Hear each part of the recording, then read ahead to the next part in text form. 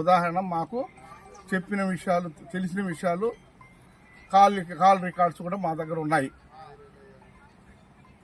ఇవన్నీ మేము ఎస్ఐ గారి దృష్టికి తీసుకొని పోతే ఎస్ఐ గారు ఇది ఆస్తు తగాదాలని వాళ్ళకేం భూములు లేవు, వాళ్ళేం స్థిరాస్తులు లేవు అని తప్పుడు స్టేట్మెంట్ తీసుకొని వచ్చి హాస్పిటల్లో ఎస్ఐ గారు ఆమె వాళ్ళకి ముద్దాయిలకి ఒత్తాసు పలికి వాళ్ళ దగ్గర ఏదో ప్రలోభపడి ఈమె మాకు పొడిచిన ముద్దాయిలని కూడా తప్పించి అర్ధమాన అన్నారంటే సుబ్బయ్య కొడుకు అంటే శంకరయ్య అన్న కొడుకుని అతను ఒక్కరిని ముద్దాయం చేసి మిగతా ఇద్దరిని తప్పించేదానికి ప్రయత్నం చేసింది.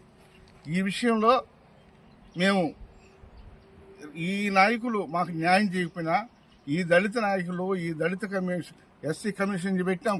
ఎస్సీ కమిషన్ డైరెక్టరు డాక్టర్ శ్రీపతికి పెట్టాం, రిపోర్ట్ చేశాము. ఎస్పీ గారికి ఇచ్చాము, కలెక్టర్ గారికి ఇచ్చాము, డిఎస్పీ గారికి ఇచ్చాము, సిఐ గారికి ఇచ్చాము. కానీ ఏ ఒక్క అధికారి మాకు న్యాయం చేయాల. కాబట్టి మేము కోర్టునైనా ఆశ్రయించాలని ఆలోచిస్తున్నాము. అయితే హాస్పిటల్లో ఉన్నటువంటి శంకరయ్య పరిస్థితి రోజు రోజుకి క్షీణస్థితిలో ఉంది. ఆయన ప్రాణాపాయ స్థితిలో ఉన్నాడు. ఆయన బతుకుతాడో లేక చనిపోతాడో మాకే తెలియదు. అయితే అది ప్రభుత్వ ఆసుపత్రి కాబట్టి మా దగ్గర పేదవాళ్ళం కాబట్టి నా దగ్గర ప్రైవేట్ హాస్పిటల్ తీసుకునేదానికి మా దగ్గర డబ్బు లేదు. కాబట్టి సుబ్రహ్మయ్య, నీకు ఈరోజు చెప్తున్నా, పెళ్లకూరు మండలంలో నీకు రాజకీయ నాయకులు అన్నడొచ్చు. అయ్యా సంచికృష్ణ మండలాధ్యక్షుడు గారు, నేను కూడా తెలుగుదేశం పార్టీలో ఉన్నాను, కానీ నీ కులాన్ని మోయబాక. దళితులు కూడా రేపు ఓట్లేసేది కొట్లాడేది దళితులు. సుబ్రహ్మయ్య పాలచు సంచికృష్ణ గారు, మీకు మరీ చెప్తున్నాను, జరిగిన అన్యాయాన్ని ఖండించు.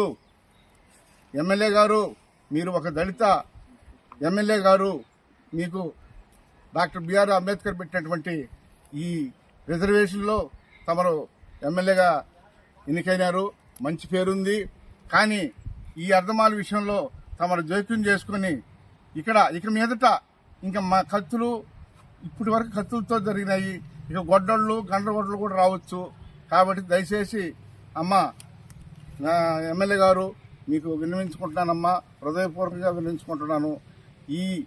ఈ జరిగిన సంఘటనల్ని మీరు మంచి హృదయంతో ఆలోచించి విచారించి తప్పు ఎవరినైనా సరే శిక్షించాలని కోరుకుంటూ, పత్రికా ప్రింట్ మీడియా వారికి, ఎలక్ట్రానిక్ మీడియా వారికి ఈ అవకాశం నాకిచ్చి నన్ను ఎంకరేజ్ చేసిన దానికి మీ అందరికీ నా హృదయపూర్వక వందనాలు తెలియజేస్తూ